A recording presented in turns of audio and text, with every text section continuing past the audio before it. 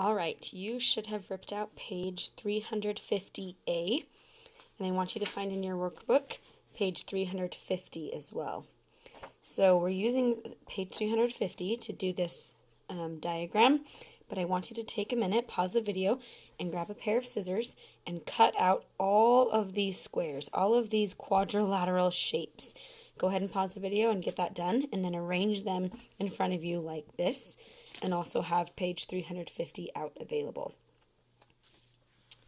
Okay, what we want to do is we want to take a look at all of these different shapes and be able to classify them to find out how many of them are quadrilaterals, how many of them are parallelograms, how many are rectangles, how many are squares or rhombuses, and lastly, how many of them are trapezoids. So we will want our journal out that we made earlier that kind of helps depict all of the different shapes. So here is my chart where I can see all of the requirements to be a parallelogram, the requirements for a rectangle, and so forth. So keep that journal handy, maybe put it to the side, and also make sure that you have page 350 out to the side.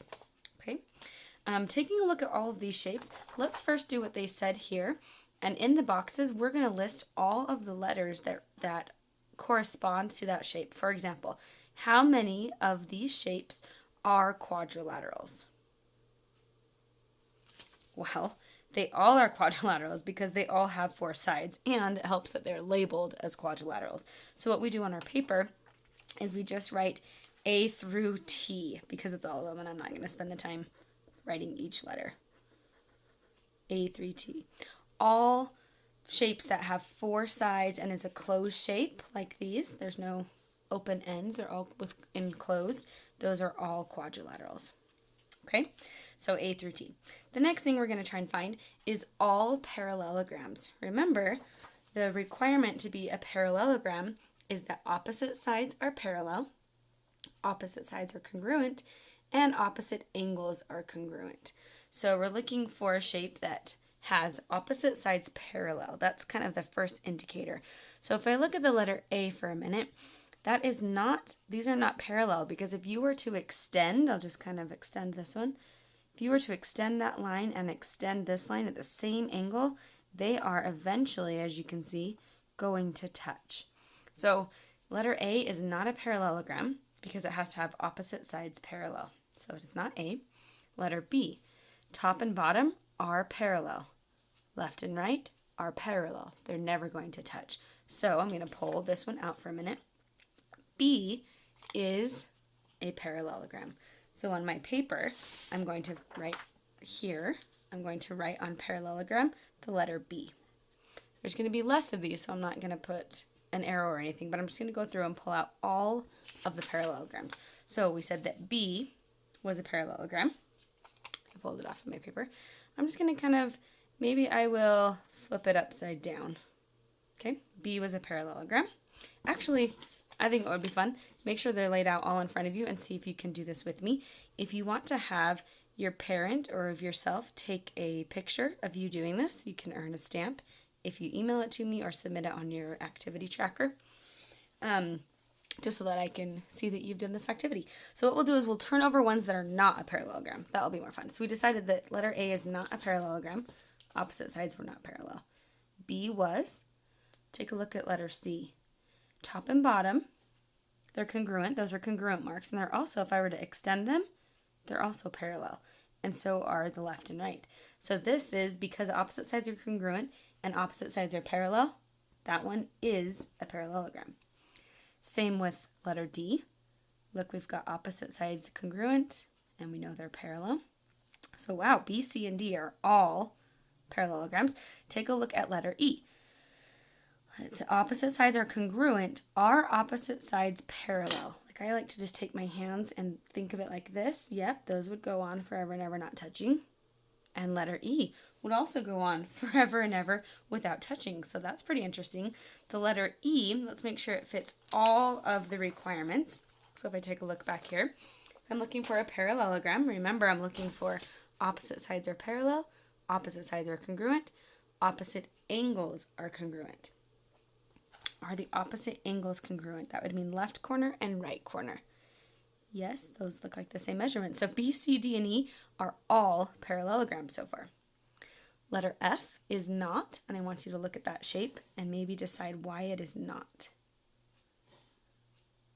Well, opposite sides aren't congruent. They're not the same in length at all. And if I were to continue on with that angle, it's going to make a triangle. It's going to touch. So letter F is not a parallelogram. Is this quadrilateral a parallelogram? These aren't really opposite sides that are congruent. This shape is actually called a kite.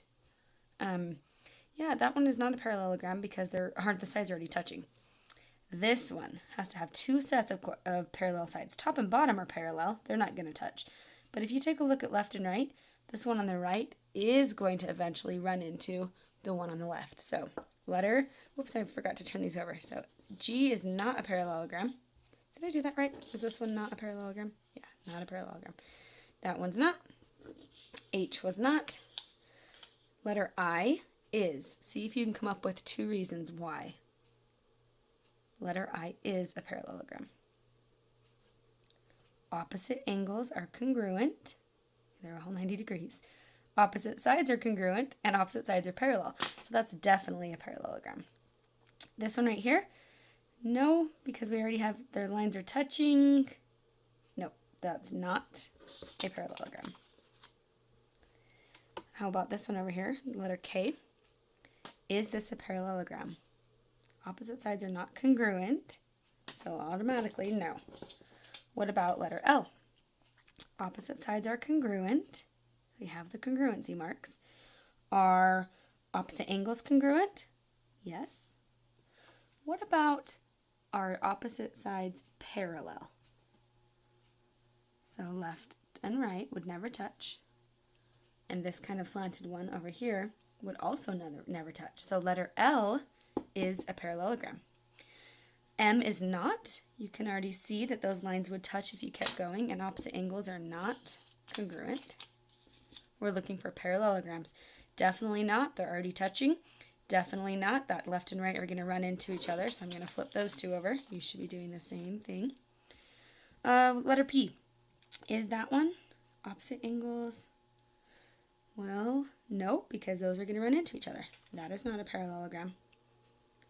This one is not a parallelogram because they will run into each other. How about this one? Opposite angles congruent, opposite sides congruent, and opposite sides are parallel. Yes, parallelogram.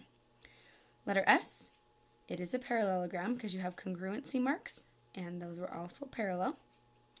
And this one is not because those two lines would run into each other if they were extended. So that one is not. So we are left with all of the letters that are parallelograms. Letter B, C, D, E, I, L, R, and S. I just want to double check one of them. Letter G. Is this a parallelogram? Are opposite sides parallel? Definitely not. So that one is a no for a parallelogram. Okay, then we turn to our page 350 and we're going to answer that question in the box. We already have B, but we're going to fill it in with C, D, E, I, L, C, D, E, I, L, there was even more, R, S. Those ones are all parallelograms. In the next video, we will explore which of these shapes are rectangles, which of them are rhombuses. We'll see you in the next video.